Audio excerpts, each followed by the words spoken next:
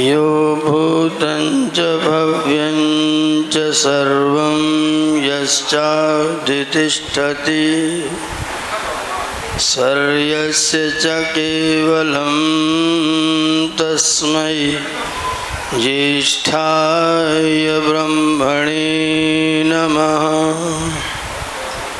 यस्य भूमिप्रमान्तरिक्षमुतोदरं दिवं यश्चक्रे मूर्धनं तस्मै ज्येष्ठाय ब्रह्मणे नमः। यस्य कारुण्यलेशेन सर्वं सर्वत्र सिद्ध्यति संकल्पितं हृदाभीष्टं तं वन्दे जगदीश्वरं तं वन्दे परमेश्वरम्।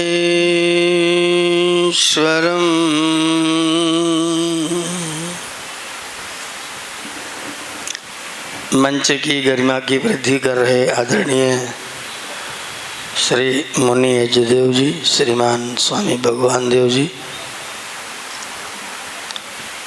जिनके सुंदर गीतों से आप लोग आनंदित हो रहे थे, जो अपने दिल के फफोलों को आपके सामने थोड़ा थोड़ा फोड़ रहे थे। ये टीस है, ये वेदना है जो कुलदीप जी व्यक्त कर रहे थे। उस वेदना से व्यथित ना हो, बल्कि ऊर्जा प्राप्त करें और अपने कर्तव्य का निश्चय करें। महर्षि ने इस जगत के उपकार के लिए, संसार के कल्याण के लिए एक बार, दो बार, चार, 6 बार नहीं, 17 बार विष पान किया, जहर पिया और जहर पिलाने वालों को सजा नहीं करवाई। जहर पिलाने वालों को सजा नहीं करवाई। जब अनूप शहर में तहसीलदार साहब लेकर के आए थे पान में विष देने वाले को और कहा कि महाराज जी, हमने आपके दुश्मन को पकड़ लिया है, तो स्वामी जी ने कहा कि इन्हें छोड़ दीजिए,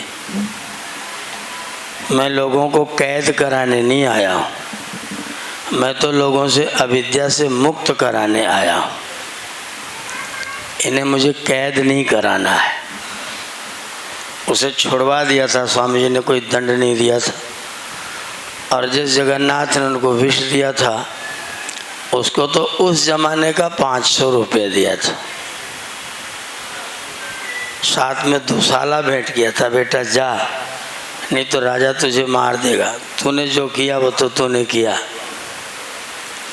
अपने विषदाताओं को भी माफ़ करके संसार के कल्याण का कार्य करने वाले महर्षि के जीवन से ऊर्जा प्राप्त करके हम लोग इस क्षेत्र में उतरे हैं, इस क्षेत्र में कार्य कर रहे हैं। अपने कर्तव्यों का निश्चय करना है, शिथिलता आने ना पाए, रुकावट आने ना पाए, कार्य आगे आगे बढ़ता रहे। हम लोग सोचते हैं कि हम बहुत काम करते हैं, लेकिन जब महर्षि का चरित्र पढ़ते हैं तो पता लगता है कि हम तो पांचाल जी के घर में रुके हैं, मेवा ख़त्म ही नहीं कर पा रहे हैं। चारों डिब्बे भरे हुए हैं, न काजू ख़त्म कर पाए, न किशमिश ख़त्म कर पाए।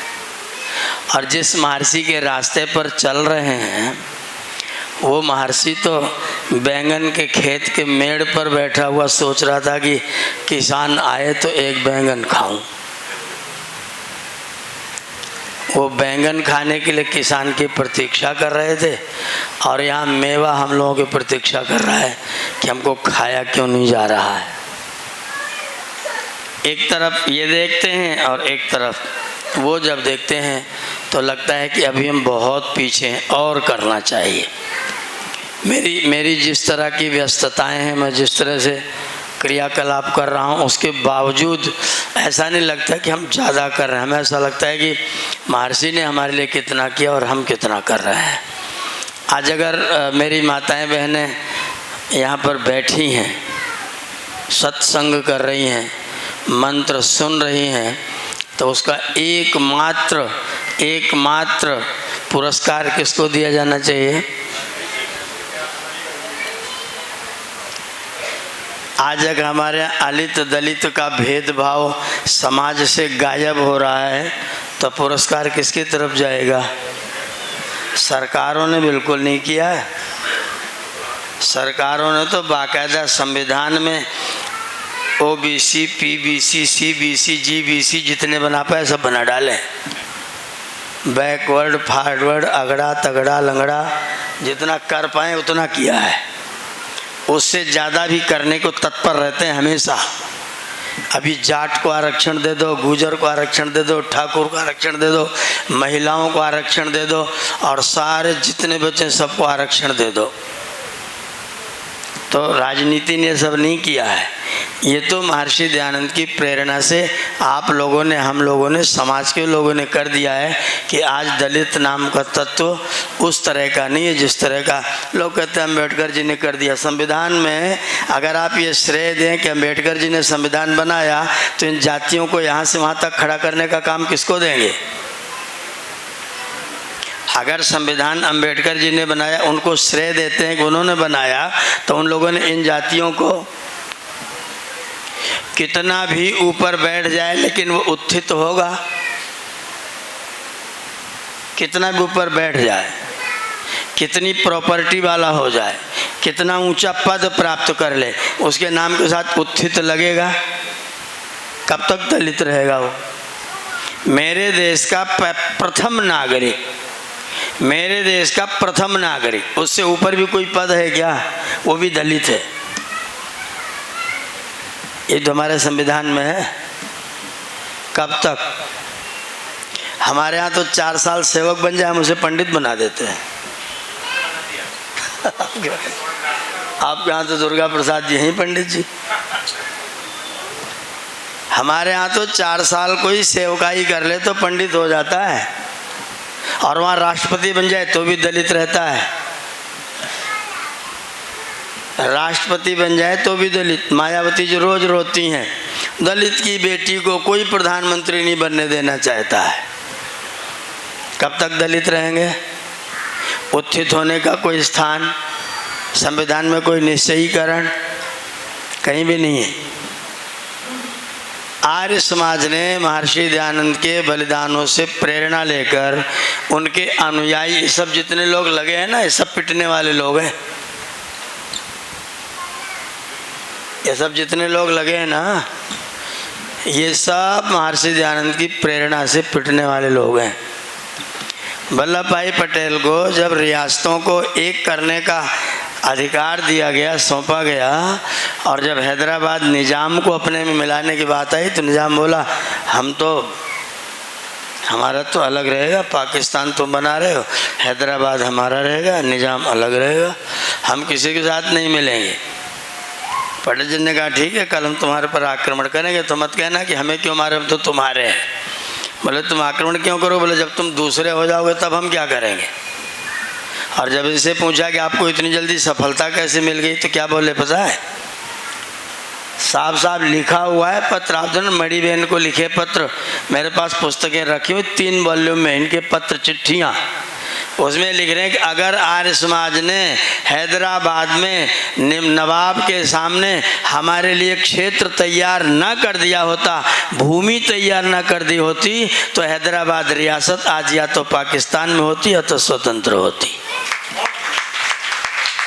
आर्य समाज ने भूमि तैयार किया तो हम वहाँ इतनी जल्दी काबिज हो पाए। ये आपके गृह मंत्री जी प्रथम स्वीकार किया है लोगों ने आर्य समाज के कार्यों को जिन्होंने पढ़ा है। कांग्रेस का इतिहास लिखने वालों ने स्वीकार किया है। हमने जेलों में घूम घूम के देखा है, अगर जो लोग जेलों में बंद हैं उनमें से 80% लोग या तो आर्य समाज के अनुयायी हैं या तो आर्य समाज की विचारधारा से प्रेरित होकर के जेलों में अपना समय व्यतीत कर रहे हैं। आर्य समाज के अनुयायी हैं या उनकी विचारधारा से प्रेरित होकर के इस रास्ते पर चले। जो बलिदान आर्य समाज के लोगों ने किया है, जो महर्षि ने किया है, देश को जगाने का जो उदात्त कार्य किया है, वो टीस है। हम जिस स्तर से वो चीज़ चाहते हैं, आर्य कुमार सभा के छोटे सदस्य थे डॉक्टर हेडगेवार। और आर्य कुमार सभा किसकी है? आर्य समाज की है। आर्य कुमार सभा के सदस्य थे। राष्ट्रीयता की प्रेरणा कहाँ से आई थी? आर्य समाज से। पृष्ठभूमि में आर्य समाज था।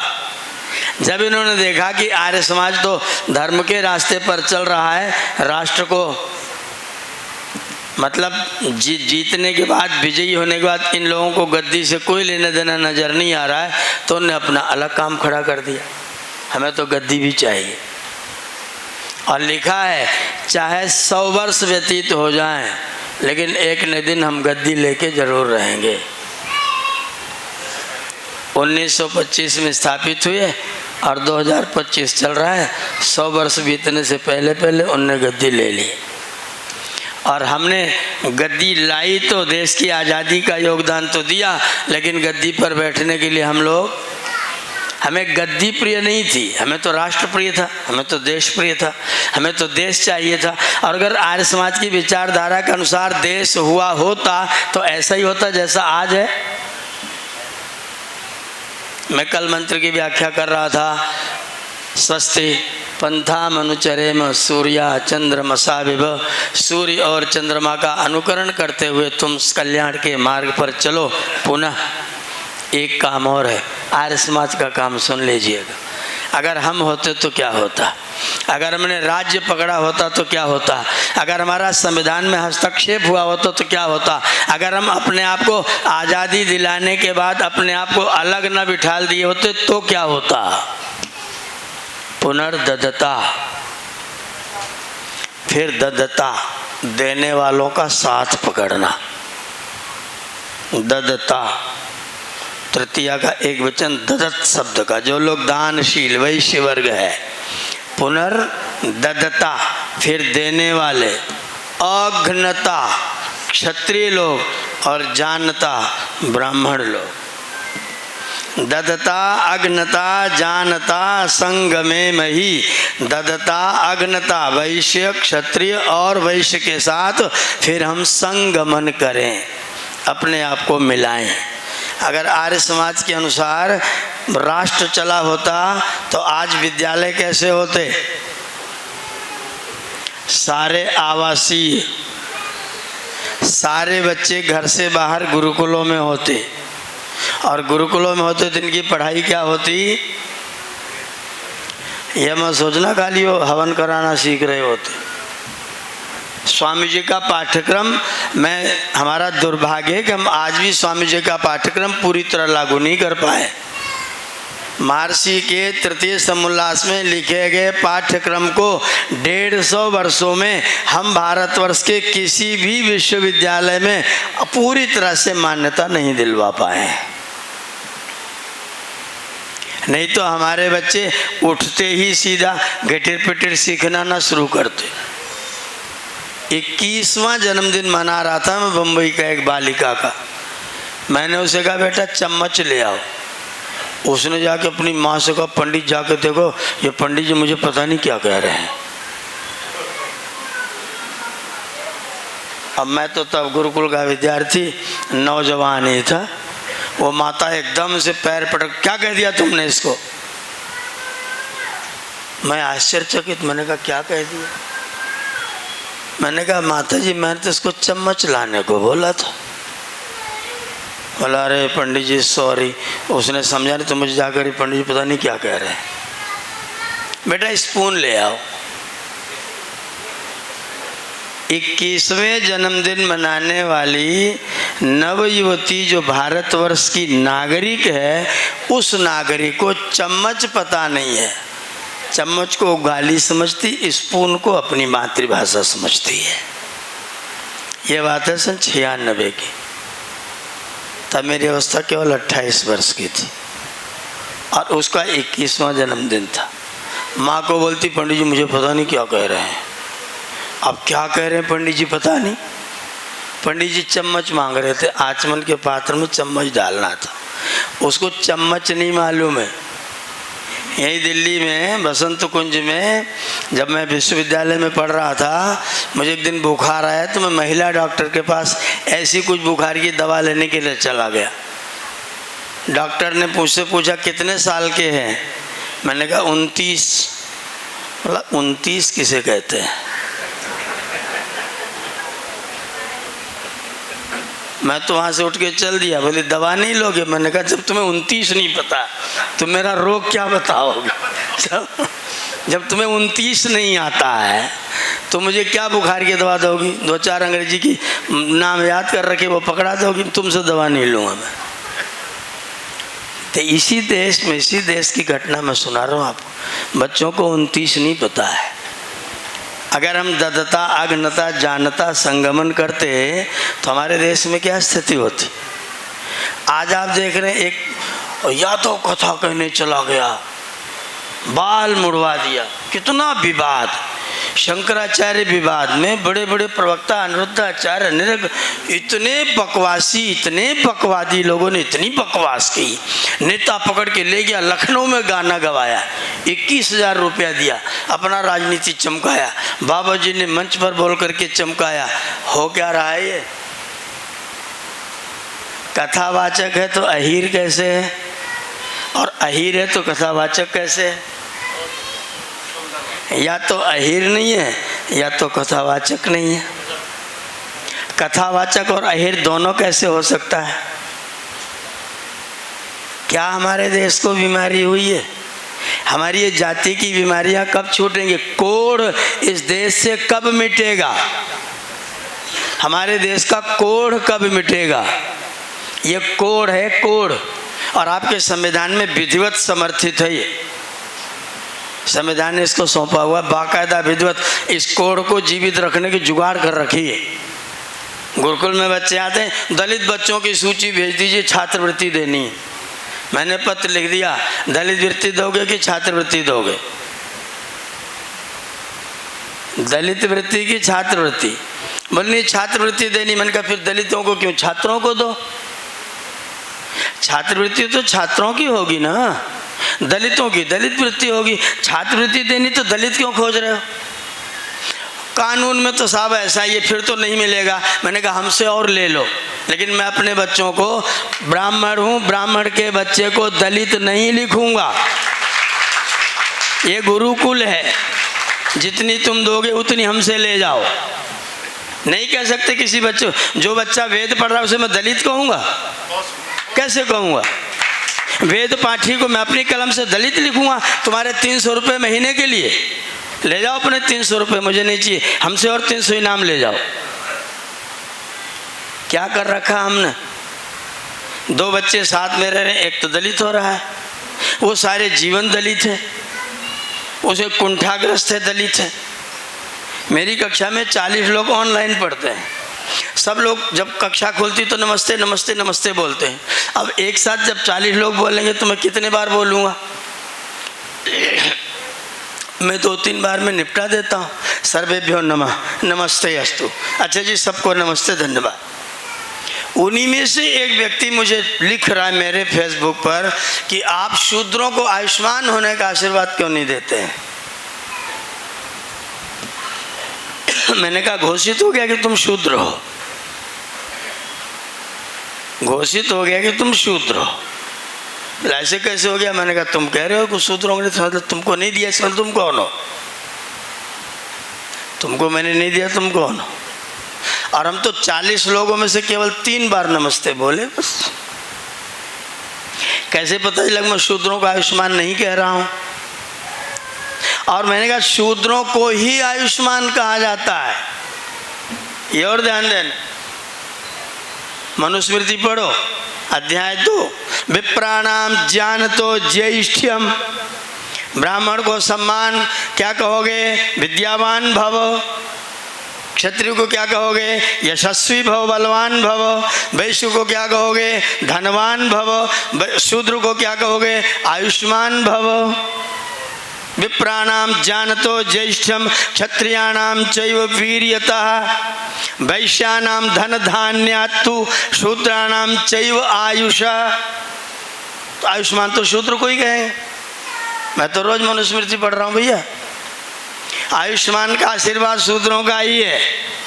ब्राह्मण को विद्यावान, क्षत्रिय को बलवान, वैश्य को धनवान और शूद्र को आयु के कारण तो उसी को नापा जा रहा है। बाकी सब विद्या बल धन के आधार पर नापे जा रहे हैं। और ब्राह्मण क्षत्रिय वैश्य बनेगा कब? ब्राह्मण क्षत्रिय वैश्य होता है कि बनता है? आज की तारीख में होता है। और आर्य समाज का सिद्धांत चलता तो अगर मेरे संविधान पर आर्य समाज का छाप होता तो एक भी ब्राह्मण घर में पैदा नहीं होता। जब गुरुकुल से निकलता तो पंडित जी बनता, नहीं तो तिवारी शू स्टोर खोलने वाले कौन लोग होते? Tiwari shoe store, Shukla meat, Shukla mutton, Shukla mutton.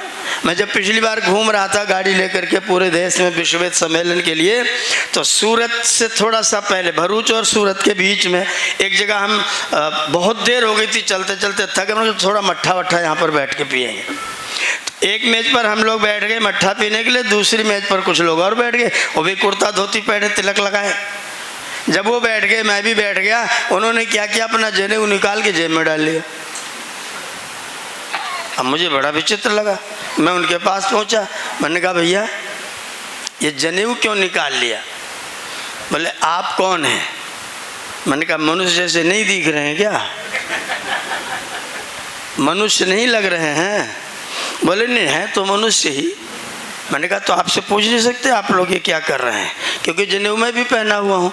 तो मैंने पहना, लेकिन मैं तो खाते समय नहीं निकालता। आपने खाते समय निकाला क्यों? छोड़िए कोई बात नहीं। मैंने कहा नहीं छोड़ूंगा तो नहीं, दावत मेरी ओर से खा लो, लेकिन बात बता दो तुमने जनेऊ क्यों उतारा? मुझे पता नहीं थी ये बात, क्या ड्रामा है। मैं तो जानने के लिए पूछ रहा था जनेऊ क्यों उतारा? बोले दरअसल हम ब्राह्मण हैं। अच्छा, दरअसल हम ब्राह्मण हैं, हम दरअसल ब्राह्मण हैं। उनका तो वो थोड़ा वो चिकन खाना है। आप जनेऊ पहन के कैसे खाएंगे? तो जनेऊ उतार के जेब में रख लेंगे, खा के मुंह कुल्ला करके फिर पहन लेंगे। मैंने कहा तो पेट में से कब निकाल दोगे? तुरंत। जब तुम अंदर डाल दोगे तो पेट में से कितनी देर बाद निकालोगे? यहाँ से डालने में ही बाधा है, पेट में पड़ा रहेगा तो कोई संकट नहीं है। तो जनेऊ कब पहनोगे? तुमको पता है एक बार के भोजन का प्रभाव कई दिन तक रहता है? बोले आप बता दीजिए। मैंने कहा 42 दिन तक रहता है। तो तुम 43वें दिन जनेऊ पहनना, और अगर बीच में तुमने एक बार और खा लिया तो फिर 43 दिन। और अच्छा हो तो निकाल के फेंक ही दो। और आज के बाद किसी के सामने मत कहना कि हम दरअसल ब्राह्मण हैं, तुम गधे हो। एकदम बिल्कुल बोलने का कुछ साहस नहीं, कुछ हिम्मत नहीं, तुम गधे हो। या तो जनेऊ छोड़ दो या तो इसको छोड़ दो। बोलो क्या छोड़ रहे हो? हाथ धो करके निकल लिए। मैंने कहा सही सी बता जाओ आगे क्या करोगे, छोड़ोगे कि नहीं छोड़ोगे? बोले यहाँ नहीं खाएंगे। मैंने कहा कहीं और खाएंगे। इतनी वेदना होती है, शर्म लगती है, संकोच होता है। आप ब्राह्मण हैं। हमारे बचपन में 50 साल पहले अमुक परिवार ब्राह्मण है मतलब नहीं खाएगा, और अब तो कोई पता ही नहीं कौन है। अब तो पता ही नहीं कौन है। हिमाचल प्रदेश सरकार ने तो विधिवत अध्यापकों को आदेश पारित कर दिया कि अध्यापकों को विद्यालय में बच्चों को अंडे खिलवाने पड़ेंगे। विधिवत सरकार का आदेश है। अगर आर्य समाज सत्ता में आता तो क्या होता? आप कल्पना करके देख सकते हैं जो ब्राह्मण होता वो गुरुकुल में जाकर के ब्राह्मण बनता, होता नहीं। और अगर ब्राह्मण बनता तो ब्राह्मणत्व की उन्नति होती, विद्या की उन्नति होती। जो वेद ने आदेश दिया पुनर्दत्ता, दानी लोगों के साथ संगमन करो, क्षत्रिय के साथ संगमन करो और विद्वान के साथ ब्राह्मण के साथ संगमन करो, वो ब्राह्मण है कौन? ब्रह्म जानाति, यो ब्रह्म जानाति स ब्राह्मणः, यो क्षत्रम जानाति राज्यम जानाति न्यायम जानाति स क्षत्रियः, यो धनम जानाति विशन्ति सर्वत्र भूतानि यस्मिन् स वैश्यः। जिसके आधार पर सभी प्राणी आश्रित होते हैं, इतनी उच्च पदवी वाले व्यक्ति का नाम है वैश्य। और सबके सबके क्षत माने घाव को, त्र माने बचा दे, उसका नाम है क्षत्रम।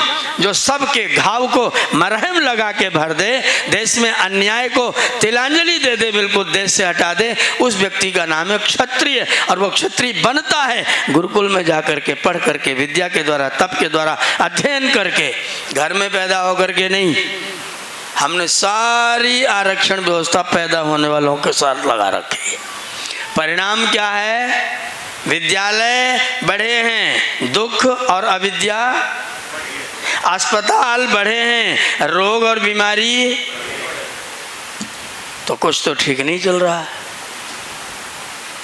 ब्राह्मण बनाने की आवश्यकता है, क्षत्रिय बनाने की आवश्यकता है, वैश्य बनाने की आवश्यकता है।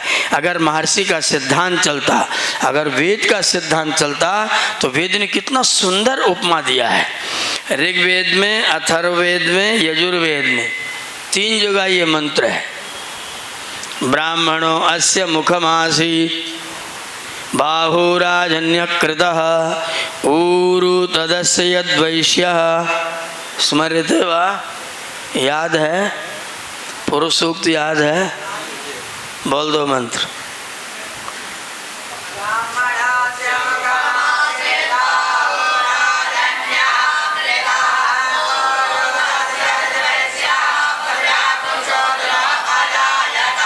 शाबाश, ताली बजाइए, अब तो बजा दीजिए।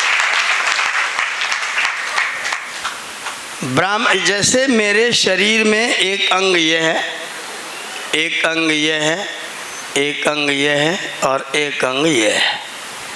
ये ब्राह्मण है, ये क्षत्रिय है, ये वैश्य है और ये शूद्र है।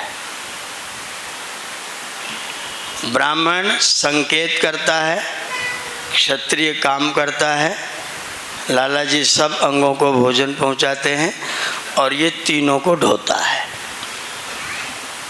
एकदम यही उपमा समाज में ला दीजिए। पूरे समाज का संचालन कौन करेगा? ब्राह्मण। न्याय व्यवस्था कौन संभालेगा? मैनेजमेंट किसके हाथ में होगा? क्षत्रिय। लेकिन उच्छृंखल क्षत्रिय नहीं, ब्राह्मण से नियंत्रित क्षत्रिय, और ब्राह्मण और क्षत्रिय से नियंत्रित वैश्य, और वो वैश्य सबको बराबर यथा योग्य पहुंचाने वाला, और संकट आ जाए तो तीनों को बचा के लेकर के चल पड़ने वाला कौन है? शूद्र। पंडित जी ने बाजार में खड़े होकर के गाली दे दिया, पंडित जी ने दिया गाली, पंडित जी ने गाली दिया।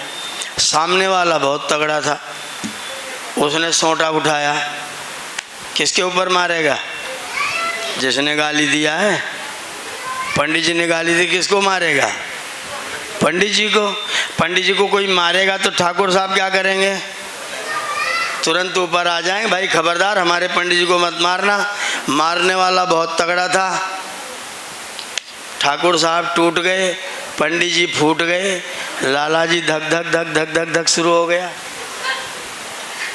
पंडित जी फूट गए, ठाकुर साहब टूट गए, लाला जी धकर पकड़, और मारने वाला दोबारा लाठी उठा लिया। दास जी तीनों को लेके भाग गए।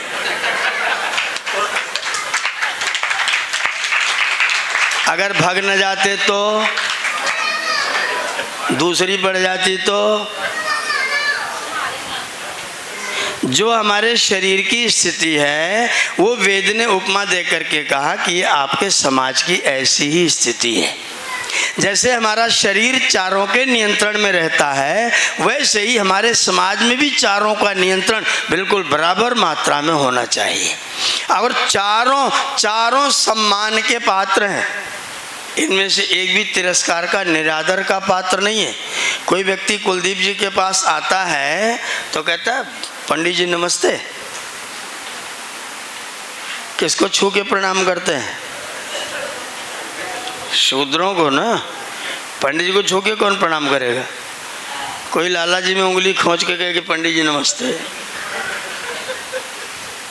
प्रणाम किसको होता है? पैरों को। मैंने पंडित से पूछा कि लोग आते तो पैर को प्रणाम क्यों करते, सिर को क्यों नहीं करते? बोले ये सब खुरपंच आप ही लोग सोचते रहते हो। हमने कहा हमें खुरपंच का जवाब भी आता है। ब्राह्मण के पास विद्या है, क्षत्रिय के पास बल है, वैश्य के पास धन है, लेकिन तीनों अगर अपनी सेवाएं किसी को प्रदान नहीं करते तो इनके विद्या, बल और धन का क्या होगा? ये किस काम के हैं? इसलिए प्रणाम किसको है? प्रणाम तो सेवा को है। प्रणाम तो सेवा को है। अगर पंडित जी अपने ज्ञान से सेवा देते हैं, क्षत्रिय अपने बल से सेवा देते हैं, वैश्य अपने धन से सेवा देते हैं तो प्रणाम है। इसलिए प्रणाम तो पैरों को है। और हमने क्या किया? शूद्र तो छोटा है, हमने किया, अभी भी बैकवर्ड, उठाया नहीं गया उनको, अभी भी छोटा ही किया गया उनको। उठाने का कोई सिद्धांत नहीं है, गिराने का ही सिद्धांत है। 40% कर लो तो तुमको उठा दिया जाएगा, ऊपर जाके चाहे जो मर जाए वो करते रहना। अगर तुम 90% लोगे तो भी तुमको नीचे गिराया जाएगा, तुमको नीचे गिराया जाएगा क्योंकि तुम आगे बढ़े हुए हो। तो जो समाज आगे वालों को नीचे गिराए वो कितना आगे बढ़ेगा? अरे पीछे वाले को ढकेल के आगे करो, आगे वाले को बराबर लाके पीछे करोगे क्या? कि आगे वाले को और आगे जाने दो। समाज को प्रतिष्ठित करना है तो आगे वालों को बढ़ने के लिए और प्रेरणा दो, और पीछे वालों को धक्का करके आगे वालों के बराबर करो। बराबरी करने का तरीका क्या है? पीछे वाले को लाके आगे खड़ा कर दो, तो पतन होगा कि उत्थान होगा? उत्थान तो तब होगा ना पीछे वाले को आगे करो। आप पीछे वाले को खूब आगे करिए, लेकिन आगे वाले को, उसके लिए आपके पास क्या पुरस्कार है? ये जो हमने सिद्धांत बनाया है, जो व्यवस्थाएं हमने बनाई हैं, वो आर्य समाज के अनुकूल, वेद के अनुकूल। अभी कितना बड़ा काम अपने को करना है। समाज में जब तक वैदिक प्रतिष्ठा न हो जाए, जो व्यक्ति वेद को जानेगा वो ब्राह्मण कहलाएगा, घर जाकर के दलित नहीं होगा। हमारे यहाँ ब्राह्मण हो भी जाए तो बाद में दलित हो जाए। जगजीवन राम से बनारस में शंकर भगवान की मूर्ति का, महादेव का उद्घाटन कराया, और जब वो चले गए तो उनको गंगा जल से धुलवाया। जगजीवन राम जी से उद्घाटन करवाया, और जब वो चले गए तो उसको गंगा जल से धुलवाया। जगजीवन राम जी आर्य समाज काकड़वाड़ी में आए, उनका सम्मान किया गया। आर्य समाज ने तो काम किया है, हम तो पीछे वालों को आगे बढ़ाते, उनका सम्मान करते। उनका सम्मान किया गया। एक पत्रकार जो था, आर्य पत्रकार, उसने पूछा, हमने आपका सम्मान किया, हमने आपका आदर किया, आप दलित वर्ग से आते हैं, लेकिन आज आप गृह मंत्री हो रहे हैं, रक्षा मंत्री हो रहे हैं, अनेक मंत्रालय आप संभाल रहे हैं, क्या आप चाहते हैं कि दलित समाप्त हो जाए? उन्होंने कहा कैमरा बंद करो तो बताऊं, ये सच्ची घटना है। कैमरा बंद करो तो बताऊं। चलो वह बताओ। बोले जब दलित नहीं रहेंगे तो मैं नेता किनका रहूँगा? इसलिए दलित रहने चाहिए। हम दलितों को बिल्कुल ख़त्म नहीं करना चाहते, हम तो चाहते दलित और बढ़े, क्योंकि नहीं रहेंगे तो हम नेता किनके रहेंगे? हमें तो नेता बनना है। दलित उत्थित हो जाए, हम ये कब चाहते हैं? साफ साफ बोल दिया व्यक्ति ने। तो जो नेता है, जो राजनीति, वो क्या चाहती है, आप ऐसे ही बने रहो। लेकिन वेद क्या चाहता है, आर्य समाज क्या चाहता है, महर्षि क्या चाहते हैं, महर्षि चाहते हैं सारे साफ साफ लिख रखा है शब्दों पढ़ना, सत्यार्थ प्रकाश तीसरा समल्ला स्वामी जी लिखा, कोई भी बच्चा 8 साल के बाद घरों में अगर मिल जाए तो उसके माता पिता के ऊपर सामाजिक दंड और नैतिक दंड भी होना चाहिए। राज्य दंड और सामाजिक दंड दोनों लागू हो। कोई भी बच्चा घर में नहीं रहेगा, कहाँ जाएंगे, गुरुकुल। और 50 साल के बाद वाले घर में मिल जाए तो भी दंड के पात्र बने। आपका नंबर आने वाला है। 50 साल के बाद के लोग घरों में क्या करने जाएं, सब के सब गुरुकुल चले जाएं, वहाँ उनके पोते पोतियाँ पढ़ेंगे और उनके दादे दादियाँ वहाँ जा कर के वहीं पढ़ाएंगे। 50 साल से ऊपर वाले लोग गुरुकुल में और 8 साल से ऊपर वाले लोग, 24 साल से नीचे वाले लोग गुरुकुल में। तो शहर की आबादी कितनी रहेगी? आबादी की समस्या का बहुत अच्छा सॉल्यूशन है। आधी से ज़्यादा आबादी तो वनों में रहेगी और साधु संत लोग नगर नगर में घूम करके लोगों को धर्म का प्रचार करेंगे। जो उपदेश के लायक हो जाएंगे वे लोग संन्यास ले करके नगर नगर में घूम के ज्ञान का उपदेश करेंगे। 2 रोटी 2 धोती के अलावा उनका कोई मकान दुकान घर। तो आर्थिक व्यवस्था कैसी रहेगी? गृहस्थों के पास धन संपदा कितनी कैसी रहेगी? आबादी कितनी रहेगी? और दुख कितने रहेंगे? जब बच्चों को वेद विद्या उपलब्ध होगी और उनको पढ़ाने वाले नौकर नहीं होंगे। कितना बड़ा दुर्भाग्य है, कितना बड़ा दुर्भाग्य है कि नौकर पढ़ाता है। नौकर पढ़ाएगा तो क्या बनाएगा? कोई अध्यापक बैठते हो तो बुरा मत मानिएगा, अध्यापक कोई बैठे हो तो बुरा मत मानिएगा, लेकिन नौकर पढ़ाएगा तो क्या पढ़ाएगा? नौकरी। और गुरु पढ़ाएगा तो क्या पढ़ाएगा? गौरव। नौकर पढ़ाएगा तो नौकरी और गुरु पढ़ाएगा तो गौरव। तो किसको पढ़ाना चाहिए? हमारे देश में अंग्रेजों के आने से पहले एक भी पेड अध्यापक नहीं था, वेतन भोगी कोई अध्यापक नहीं था। अंग्रेजों के आने के बाद वेतन भोगी अध्यापक होने शुरू हुए।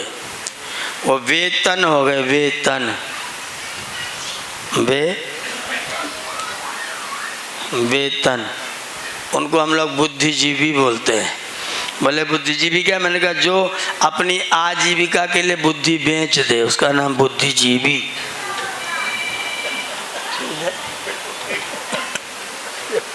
जो जीविका के लिए बुद्धि बेच खाए उसका नाम क्या है? जीविका मिल जाए बुद्धि चली गई बाहर। पूरे देश की स्थिति वेद के अनुकूल नहीं है। आर्य समाज अगर उसी स्थिति में रहता, निरंतर इस रास्ते पर, अगर राष्ट्र के सुधार के रास्ते पर छोड़ न दिया होता तो निश्चित तौर पर अगर संविधान में हमारा योगदान रहा होता तो आज संविधान की स्थितियाँ जैसी अब हैं वैसी शायद नहीं होती। हमारे यहाँ बराबरी का दर्जा दिया गया है, लेकिन बराबरी को यथा योग्य कहा गया है। बराबरी को क्या कहा गया है? कम्युनिज्म में बराबरी को क्या कहा गया है? सबको एक समान। और हमारे यहाँ बराबरी क्या कहा गया है?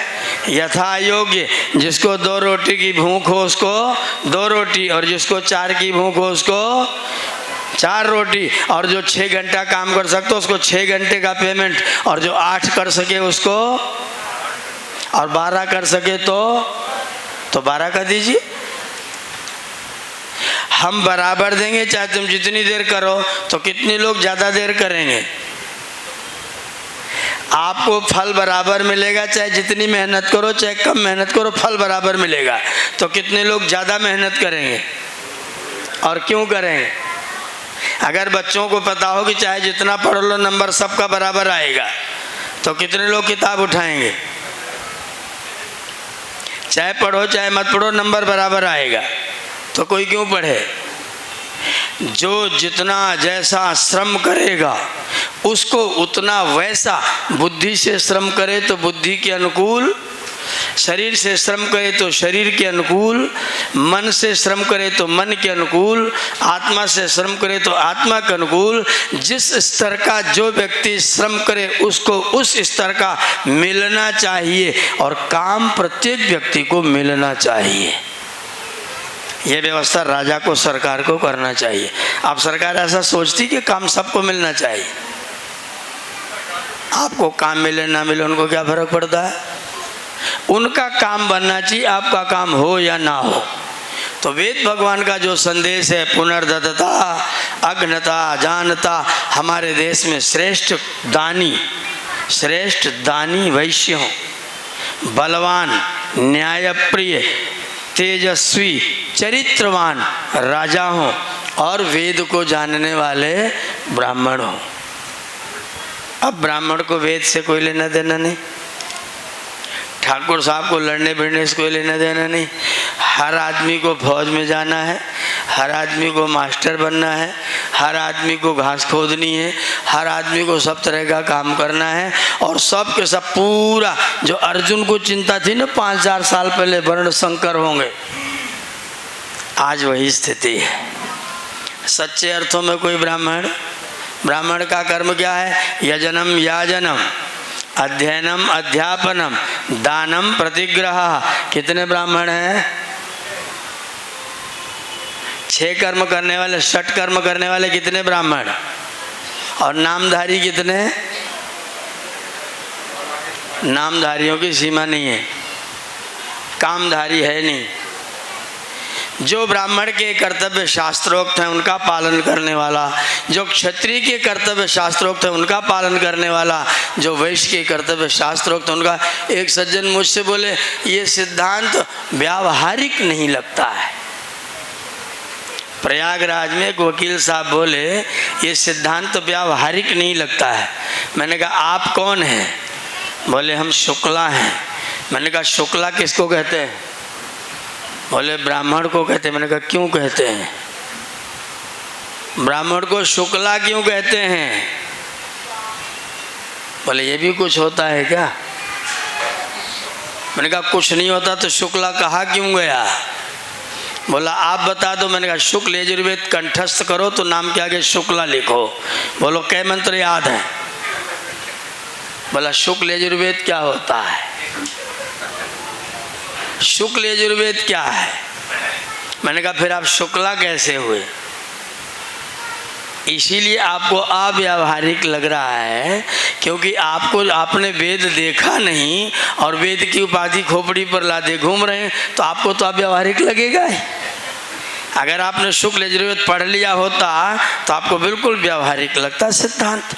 बोले फिर भी मान लीजिए एक पिता के 4 बेटे गुरुकुल चले गए, एक वैश्य बन गया, क्षत्रिय बन गया, एक ब्राह्मण बन गया, एक शूद्र बन गया, तो क्या होगा, तो क्या होगा, ब्राह्मण का ब्राह्मणी से विवाह होगा, क्षत्रिय का क्षत्रिय से विवाह होगा, वैश्य का वैश्य से विवाह होगा, शूद्र का शूद्र से विवाह होगा, चारों अपना अपना घर बसाएंगे। बोले ब्राह्मण को घर कौन सा मिलेगा। मैंने कहा जो दूसरे माता पिता ब्राह्मणों वाले क्षत्रिय होंगे उनके घरों का क्या होगा, उनके घरों का क्या होगा, जो खाली होंगे उनका क्या होगा। ऐसा तो नहीं होगा कि सबके चारों हो जाए, किसी के 3 होंगे, किसी का 1 भी नहीं होगा। जो जहाँ होगा वहाँ पर अपना अपना जा करके फिट होगा। ये व्यवस्था अगर हम बनाएं तो व्यक्ति किसको प्राप्त करने की कोशिश करेगा, अधिकतम विद्या को प्राप्त करे, अधिकतम बल को प्राप्त करे, अधिकतम धन को प्राप्त करे, 3 कैटेगरी में आने की कोशिश करे। और जो तीनों में ना आ पाए वो अपनी रुचि के अनुसार तीनों में से किसी एक को पकड़ ले। मैं तो पंडित जी के साथ रहूँगा, मैं तो ठाकुर साहब के साथ रहूँगा, मैं तो लाला जी के साथ रहूँगा। वो तीनों इन तीनों के साथ में आ गए, पूरा समाज व्यवस्थित रूप से चलेगा। अभी सब पैदा हुए, जिस घर में पैदा हुए उसके घर में कुछ भी होता रहे, वो बच्चा कुछ भी कर ले। नाई का बच्चा MBBS हो गया, नाई का बच्चा MBBS, तो दिन में तो उसी के पास ऑपरेशन कराया, और रात को आया तो वो नाई कहलाया। घर पहुंचा तो नाई, और अस्पताल पहुंचा तो ऑपरेशन कर रहा है। घर पहुंचने पर वो नाई हो गया। ये दो गला है कि एक गला है? एक गला से डॉक्टर, एक गला से नाई, तो कितने गला हो गए? तो दो गला है कि एक गला है? कोई कहाँ पैदा हुआ इससे कोई लेना देना। जो व्यक्ति ब्राह्मण का कर्म करे वो ब्राह्मण रहे, जो व्यक्ति क्षत्रिय का कर्म करे वो क्षत्रिय रहे, जो वैश्य का कर्म करे वो वैश्य रहे, और जो तीनों ना कर पाए वो तीनों में से किसी एक के साथ जुड़ जाए वो शूद्र रहे। और शूद्र भी आर्य वर्ण रहे, किसी भी प्रकार से तिरस्कृत नहीं, पूर्ण सम्मान का पात्र, पूर्ण सम्मान का पात्र, उसका भी पूरा सम्मान रहे, क्योंकि वो हमारे वर्ग का है। आपके पैर में कांटा चुभेगा तो रोएगा कौन है? कांटा चुभेगा शूद्र को, रोएगा कौन? पंडित जी। आंखों से देखेगा कौन? पंडित जी। और निकालेगा कौन? ठाकुर साहब। और ठाकुर साहब से न निकला तो पंडित जी भी जुट सकते हैं निकालने के लिए। पंडित जी भी निकालने के लिए जुट सकते हैं। कई बार दोनों हाथों से मैंने किया है।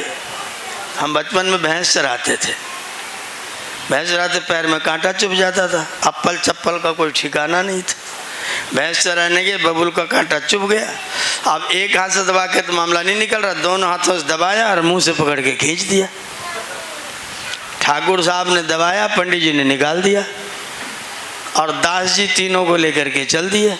जब तक कांटा नहीं लगा तब तक लाला जी चुपचाप बैठे थे, भूख प्यास कुछ नहीं लग रही थी।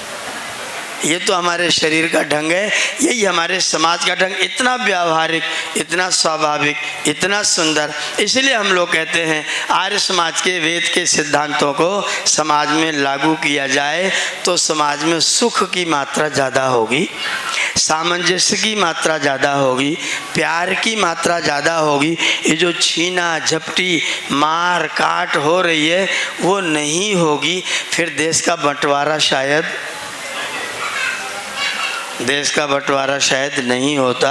और अगर कदाचित होता तो फिर यहाँ पर फिर ये शूल रहने के लिए छोड़ा। जिन लोगों के अंदर वो चेतना नहीं थी उनने देश का 35% आबादी के हिसाब से, धर्म के नाम पर, मजहब के नाम पर 35% आबादी के नाम पर 35% देश का क्षेत्र उनको दिया गया, तो उनको पूरा वहाँ क्यों नहीं छोड़ा गया? और वो यहाँ रहे तो उनको पूरा बराबर का अधिकार किस लिए दिया गया? क्योंकि हमारे पास राष्ट्रीय चेतना ब्रह्मन स्वराष्ट्र में हो, द्विज ब्रह्म तेजधारी, क्षत्रिय महारथी होवें दुधारु गौवें, वृष अश्व आशुवाही, आधार राष्ट्र की हो, नारी सुभग सदाही, बलवान सभ्य योद्धा, यजमान पुत्र होवें, इच्छानुसार बरसें, परजन्य ताप धोवें, फल फूल से लदी हो, औषध अमोघ सारी, हो योग क्षेमकारी, स्वाधीनता। यह हमारी राष्ट्रीय प्रार्थना है। ब्राह्मण स्वराष्ट्र में हो, द्विज ब्रह्म तेजधारी, क्षत्रिय महारथी हो, अरिदल विनाशकारी, होवे दुधारू गौवें।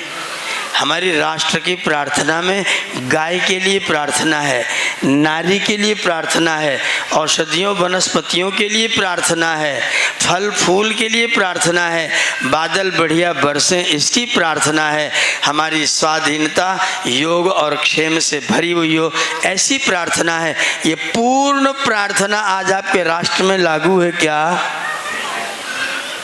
आपके राष्ट्र में लागू है। पंजाब, सिंधु, गुजरात, मराठा, द्राविड़, उत्कल, बंगा, विंध्य, हिमाचल, यमुना, गंगा, उच्चल जलधि तरंगा।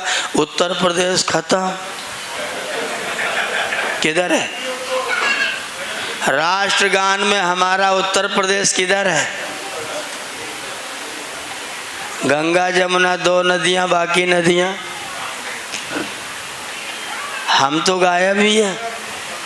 उत्तर प्रदेश वाले तो इतना बड़ा प्रदेश जो स्वतंत्रता से आज तक प्रधानमंत्री देता चला आ रहा है, उसका बेचारे का राष्ट्रगान में कहीं नाम ही नहीं है और राष्ट्रगान गाए जा रहे हैं। अगर हम वास्तव में विजयी हुए होते तो ब्रह्मन स्वराष्ट्र में हो ये हमारा राष्ट्रगान होता और गाते तो लोग गर्व महसूस करते कि हमारी गौओं का आदर है, हमारी नारियों का आदर है, हमारी नदियों का आदर है, हमारे बादल का आदर है, हमारे द्विज का आदर है, हमारे क्षत्रिय का आदर है, हमारे योग और क्षेम, हमारी स्वाधीनता का ये आदर है। हमारी राष्ट्रीय भावना नहीं है। ये मैं इसलिए गिना रहा हूँ कि हमको ये करना है। मैं ये सब इसलिए गिना रहा हूँ, हीनता नहीं, पीछे नहीं हटना, दबाना नहीं, शिकायत नहीं, नकारात्मकता नहीं, गिना इसलिए रहा हूँ कि हमारे अभी काम बाकी बचे हैं। इन कामों को योजना बना करके आर्य समाज के लोगों को आगे बढ़ बढ़ करके करना है। वेद का प्रचार करें, गुरुकुलों को ब्रह्मचारियों से भर दें, गुरुकुलों को ब्रह्मचारियों से भर दें। हमारे पास माता पिता थे, बोले सुविधा कम है। मैंने कहा राम जी को जानते हो? बोले हाँ जानते हैं। मैंने कहा राम जी ने अपने बच्चों को पैदा करने के लिए हॉस्पिटल में भर्ती किया था कि आश्रम में? कहाँ भर्ती किया था? तो आश्रम में एसी लगा हुआ था। लक्ष्मण के लड़के का नाम बताओ, भरत के लड़के का नाम बोलो। मालूम है किसी को? क्यों नहीं मालूम? राम के लड़कों का नाम क्यों? क्योंकि वो गुरुकुल में पैदा हुए थे और इन तीनों के घर में पैदा हुए थे। सब गायब हो गए, खत्म हो गए। गुरुकुल वालों का नाम सब जानते हैं। जो गुरुकुल में पैदा हुए उनका नाम सब जानते हैं। राम लक्ष्मण भरत शत्रुघ्न गुरुकुल में गए इसलिए उनका चारों का नाम जानते हैं। और भरत लक्ष्मण शत्रुघ्न के बच्चे गुरुकुल नहीं गए, नाम कोई नहीं जानता। लव कुश गए, उनका नाम सब जानते हैं। अपने बच्चों को गुरुकुल के साथ जोड़िए, सुविधा मत खोजिए। तपस्या में विद्या होती है। सुखार्थिना कुतो विद्या, सुखार्थिना कुतो विद्या, नास्ति विद्यार्थिनः सुखम। सुख जिसको चाहिए उसको विद्या नहीं मिलेगी। जिसको विद्या चाहिए वो सुख ना खोजे। सुख खोजेगा तो विद्या से रहित होगा। सुविधा क्यों ढूंढते हो? तप ढूंढो, तप। तपस्या व्यक्ति को मजबूत बनाती है। आराम व्यक्ति को काहिल, निकम्मा, आलसी बनाता है। और निकम्मे और आलसी लोग राष्ट्र की रक्षा करेंगे कि पिट पिटा के धोती कपड़ा पहन लेंगे? अगर राष्ट्र को बचाना हो तो तपस्या को बल दीजिए। आर्य समाज के सिद्धांतों को समाज में अधिकतम प्रयत्न करके लागू करने की कोशिश कीजिए। वेद को प्रतिष्ठित कीजिए। हमारी वेदना नष्ट होगी, हमारे कष्ट नष्ट होंगे, आपका राष्ट्र राष्ट्र बनेगा। आपने मेरी बात ध्यानपूर्वक सुनी, आपका धन्यवाद करते वाणी को विरमित करते हैं। ओम शांति।